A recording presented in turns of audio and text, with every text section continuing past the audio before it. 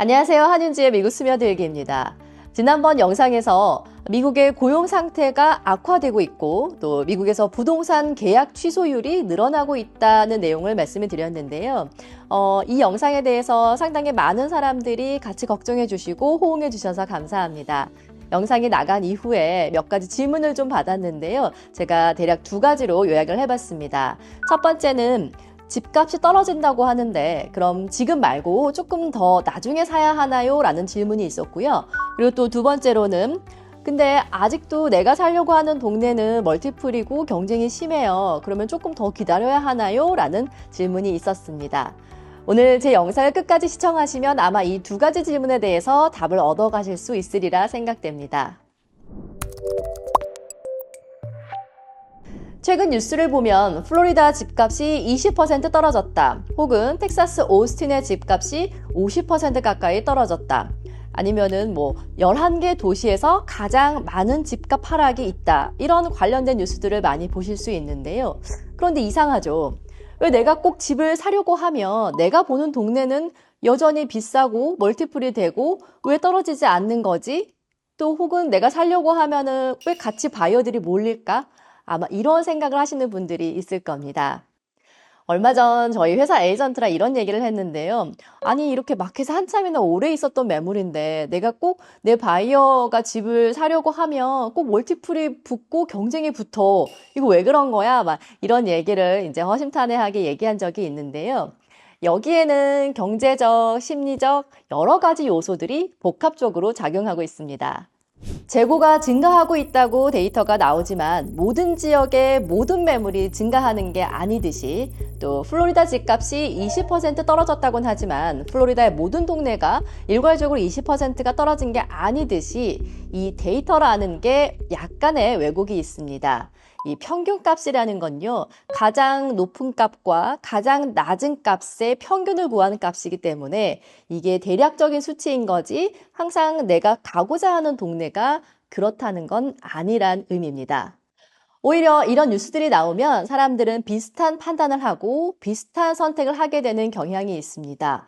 집값이 떨어지고 있대. 근데 더 떨어질 것 같아 라고 판단이 들면 사람들은 조금 더 안전한 곳, 집값이 덜 떨어지는 동네를 찾게 되는 거죠.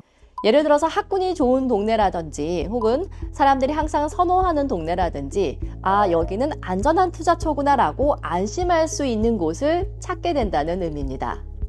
예전에는 부동산 매물에 접근하기도 어려웠고 또 관련된 정보들도 많지 않았기 때문에 대략 100명 중에서 10명에서 20명 정도가 이런 비슷한 판단을 했다고 한다면 요즘은 어때요? 정보가 너무나 오픈돼 있고 너무나 많이 널려 있기 때문에 언제 어디서든 필요한 정보들을 얻을 수 있잖아요. 예를 들어서 우리가 예전에는 미국 주식을 한다고 하면은 굉장히 어려운 거고 또 주식 투자 회사에 전화를 해서 이거 사주세요 라고 말을 해야 하는 굉장히 번거로운 일이라고 생각했지만 요즘은 누구나 다 미국 주식 하잖아요. 마찬가지로 미국 부동산에 투자하는 것 역시 예전 같으면은 그건 미국에 사는 사람들이나 하는 거야 라고 생각할 테지만 지금은 한국에서도 미국에 오지 않은 사람이라도 투자를 할 수 있듯이 사람들의 알매 수준이 높아졌습니다. 그래서 예전에는 100명 중에 10명이 비슷한 판단을 했다면 지금은 50명 이상이 비슷한 판단을 하고 같은 선택을 하게 되는 겁니다. 여기에 사람들의 군집 행동이나 포모가 더해지면 경쟁은 더 심화됩니다. 요즘에 사람들이 여기 투자를 많이 한대 혹은 나만 집을 안 사면 뒤처지는 거 아니야? 이런 심리들이 작용하게 되는 거죠. 그래서 상승장이면 상승장대로 또 하락장이면 하락장대로 안전한 투자처에 자금이 또 사람들이 몰리게 되는 겁니다. 금리가 높고 채권에 투자해도 5에서 6% 정도의 수익률을 낼 수 있었을 때에는 많은 사람들이 머니마켓에 돈이 몰렸지만 지금은 금리가 좀 낮아지고 또 경기가 안 좋아질 것으로 예상이 되는 상황에서는 보다 안전자산인 금이나 부동산 쪽으로 자금이 몰리듯이 돈의 흐름이 움직이고 있습니다. 그럼 사람들은 생각하겠죠.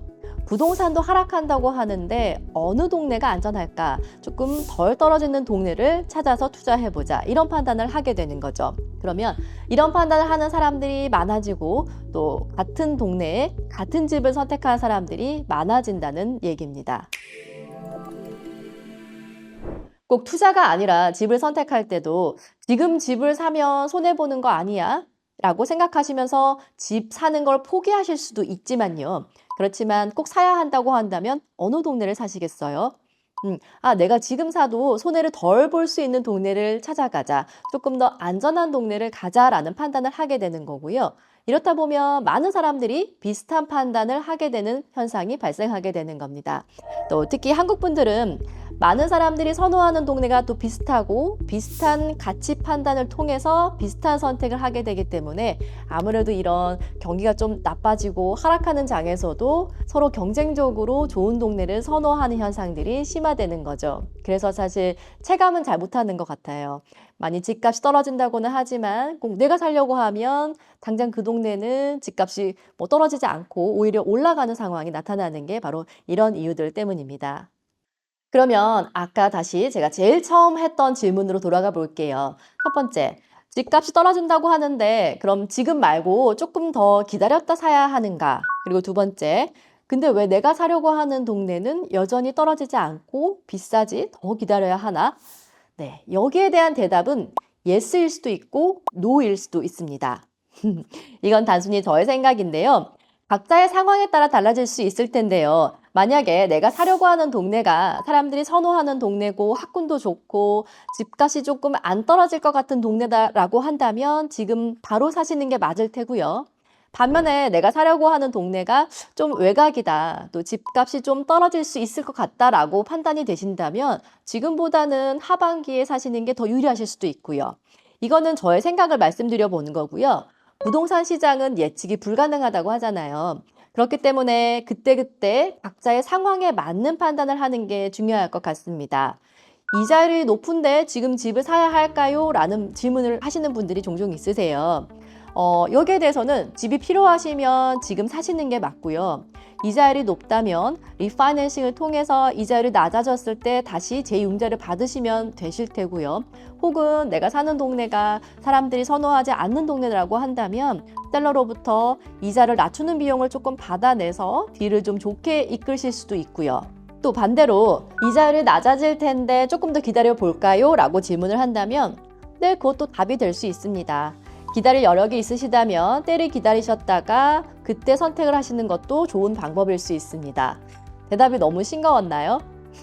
그런데 부동산에서는 정말 정답은 없는 것 같아요. 중요한 거는 그때그때 가격이 떨어지면 떨어지는 대로, 올라가면 올라가는 대로 각자의 상황과 그 시대의 상황에 맞춰서 내가 얼마나 발빠르게 대처할 수 있도록 준비가 돼 있느냐, 공부가 돼 있느냐, 이게 더 중요한 것 같다는 생각이 듭니다.